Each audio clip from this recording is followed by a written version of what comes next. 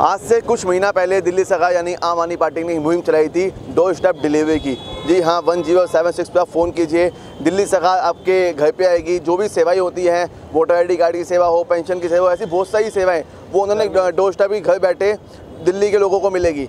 पर उसके बाद उन्होंने कई लोगों को भी हायर किया था इस सेवा के लिए, ताकि वो वहाँ पे दिल्ली सरकार के साथ काम करके घर घर जाकर लोगों को वो सेवाएं दे। पर कुछ महीने बाद वो सेवाएं फेल होती हुई दिखाई दी। आज कुछ यहाँ पे जो नौजवान हैं वो खड़े हैं रोजगार के लिए, इनसे पूछते हैं वो क्या है पूरा मामला। उदय जी, क्या है ये पूरा मामला? ये पूरा मामला ये है कि जो आप ये देख रहे हैं भीड़, ये तमाम नौजवान हैं। दिल्ली सरकार की जो सर्विस चली थी डोर स्टेप सर्विस, इसमें हम लोग कार्यरत थे।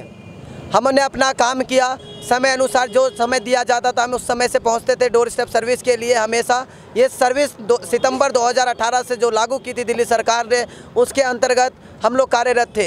एक VFS मल्टीनेशनल कंपनी है जो उनको टेंडर दिया गया था और VFS ने matrix processing house man power hire किया था। वहाँ से हम लोग उनके पेरोल पे थे और आज ये नौबत आई है। मुझे नहीं पता कि सरकार के पास बजट है या नहीं है, कहीं ना कहीं ये जो सर्विस है ये फेल दिखाई दे रहा है। और यहाँ पे हम लोगों को जिस हिसाब से हायर किया गया था, हम नौजवानों के अंदर एक उम्मीद जगी थी कि रोज़गार मिला है हमें। उसके लिए हमने तहे दिल से माननीय मुख्यमंत्री जी का धन्यवाद भी किया।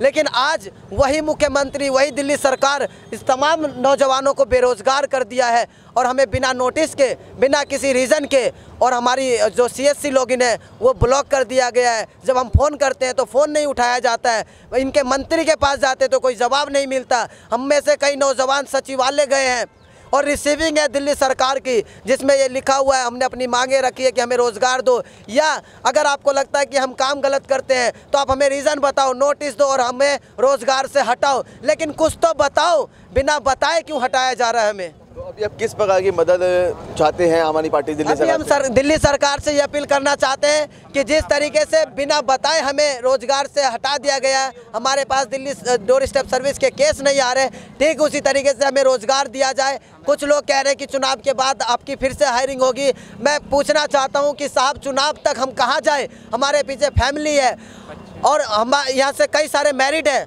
मैं अनमैरिड हूँ, मेरे पीछे मेरा भाई हैंडीकैप है, मेरी फैमिली है, कईयों की बहन की शादी होनी है। वो पैसा कहाँ से लाएंगे? हम एक रोज़गार है, बेरोज़गार हो गए, हमें अपना रोज़गार चाहिए, रोज़गार दो। अब ये अपील करना चाहते हैं दिल्ली सरकार। आपके पास आऊँगा, आपका क्या नाम है? मेरा नाम चरण सिंह है, मैं साउथ दिल्ली से मोबाइल सहायक हूँ।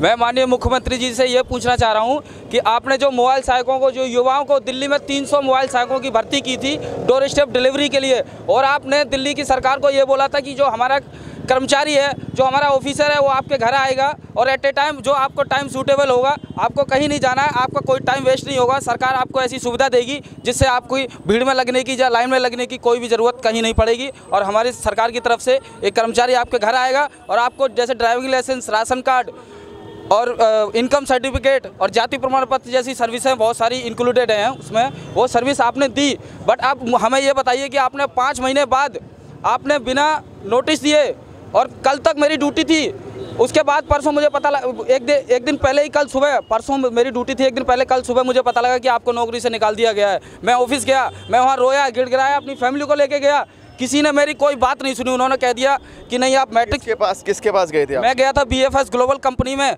जिसने माननीय मुख्यमंत्री जी ने टेंडर दिया है डोर स्टेप डिलीवरी का काम करने के लिए, जिन्होंने एम्प्लॉय हायर करने के लिए BFS ग्लोबल को बोला था। और BFS ग्लोबल कानून के साथ खिलवाड़ कर रही है, वो अपने आप मैट्रिक प्रोसेसिंग हाउस से मैन पावर, वो अभी आपकी जो शिकायत है वो किससे है? दिल्ली सरकार से है या VF ग्लोबल से है?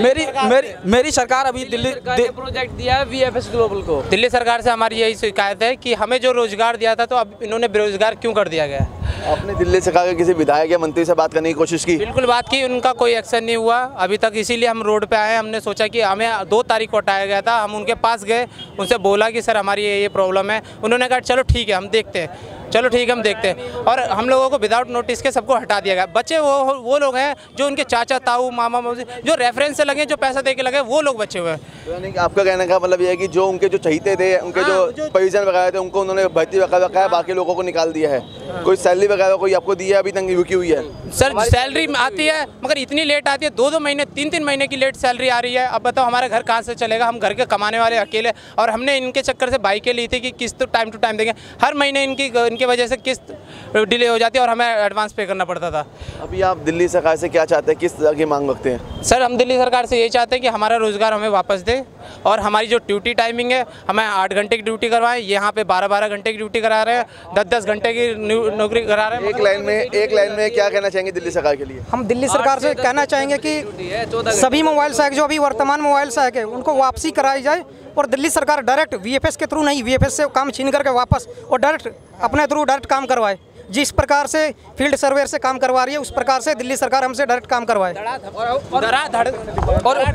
और इन कंपनियों के द्वारा हमारा शोषण हो रहा है। मैं केजरीवाल जी से ये पूछना चाह रहा हूँ कि ये सर्विस आपके प्रतिनिधित्व में चल रही थी, आपकी देखरेख में चल रही थी। अगर आपकी देखरेख में चल रही सर्विस के साथ उन एम्प्लॉय के साथ ऐसा हो रहा है कि उनको बिना नोटिस के निकाला जा रहा है तो हम लोग कहाँ जाएंगे? और आप बताइए कि ऐसे ही सर्विस अगर मुख्यमंत्री की इतनी पावर है, जो कि मुख्यमंत्री है और उनके द्वारा चलाई गई सर्विस पे बिल्कुल भी ध्यान नहीं दिया जाएगा, या फिर आप मुख्यमंत्री जी ध्यान नहीं दे रहे हैं, जो कि हम आप ही का कराया हुआ काम है, या क्या ये जो कि हम लोगों को नौकरी से वापस निकाला गया है, या फिर वीएफएस ग्लोबल या इन कंपनियों पे एक्शन लिया जाए, जो कि ये कानून से बढ़कर नहीं है, कानून से बढ़कर कोई नहीं है, और कानूनी कार्रवाई की जाए कि हमें क्यों निकाला नौकरी से और हमें जवाब दो और हमारी नौकरी वापस दो। मैं तो ये सरकार के नीचे ही, दिल्ली सरकार की आंखों के नीचे ही कालाबाजारी हो रही है और इनको कुछ पता नहीं चला। जो है कि जो वीएफएस ग्लोबल की कंपनी है ये डरा धमका के हमसे काम करवा रही है और किसी की सुन नहीं रही। मेन बात यह है कि जो उनके रेफरेंस में उनकी सुनवाई है, बाकी और किसी की नहीं है। हमारे साथ के भी इतने बंदे ऐसे हैं जिनको ये फ़ोन करके कहा जा रहा है तू टेंशन मत ले तेरा हो जाएगा, तू टेंशन मत ले तेरा हो जाएगा। मगर वो लोग तो ठीक है जिनको फ़ोन कर दिया, और जिनको नहीं फ़ोन किया गया वो कहाँ जाएंगे? हम तो अपने घर के अकेले कमाने वाले, हमारे माँ बाप बूढ़े, 2 भाई हैं हमारे, एक बहन की शादी करनी है, इन्होंने नौकरी से हटा दिया। मेरा नाम सुनील कुमार है। हम पिछले 6 महीने से इस पर बहुत अच्छे से काम कर रहे हैं। सुबह 8 बजे से 10 बजे तक का टाइम है। अब ये लंबा टाइम, फिर भी हम इसको अच्छे से करते हैं, टाइम पे जाते हैं, टाइम पे पूरा काम करते हैं। फिर भी ऐसा क्यों है कि हमें क्यों हटा दिया गया है विदाउट एनी इन्फॉर्मेशन?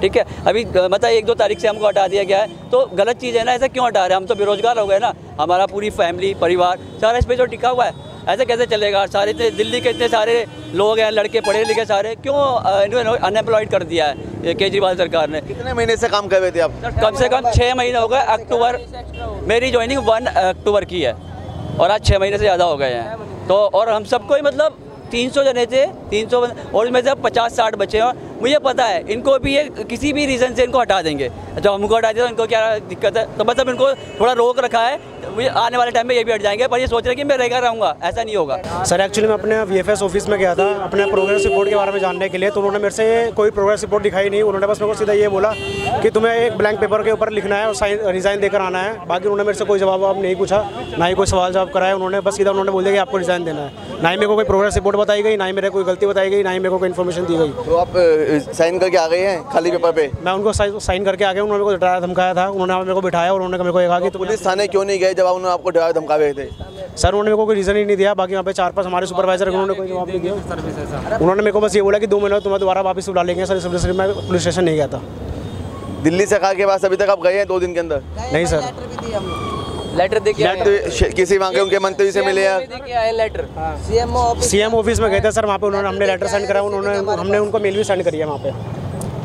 अभी 5 बंदों को निकाल के 1 बंदे को रखा गया है, उसके पास 20-20, 25-25 केस आ रहे हैं सेम टाइमिंग के।